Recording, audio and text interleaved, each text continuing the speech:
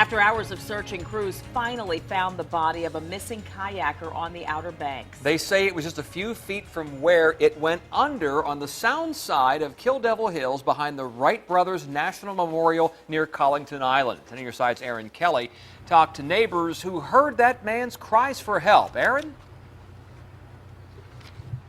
Now, they told me they couldn't sleep last night, worrying about the man that they saw in the water just off of their backyards here, but they did everything they could to try to save that man from the cold and dark waters of the Albemarle Sound.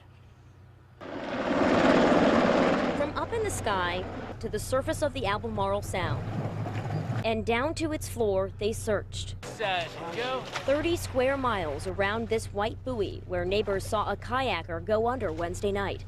George Conway and his wife heard his calls for help. I was sleeping.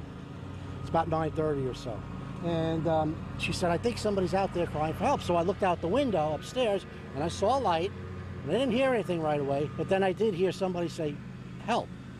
So she said, I got to call the police right away. There were several neighbors here, quite frantic as you can imagine, because they had talked to the gentleman, knew he was in distress, and heard him hollering for help, only to have that voice disappear. One neighbor brought like a life preserver with a rope to it, and one of the other gentlemen was really, I thought, was to try to be a hero. He actually jumped in, and apparently he was like almost frozen right away. In the morning, the Coast Guard, fire crews, and divers started searching again.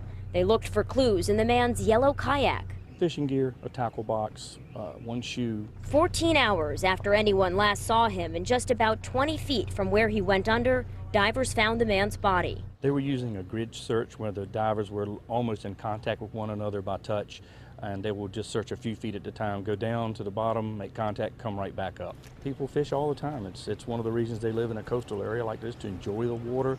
I just wish that maybe a $20 flotation device would have changed the outcome today.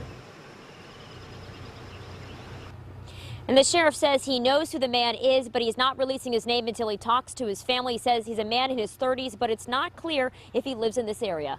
Live on Collington Island tonight, Erin Kelly, 10 on your side. And the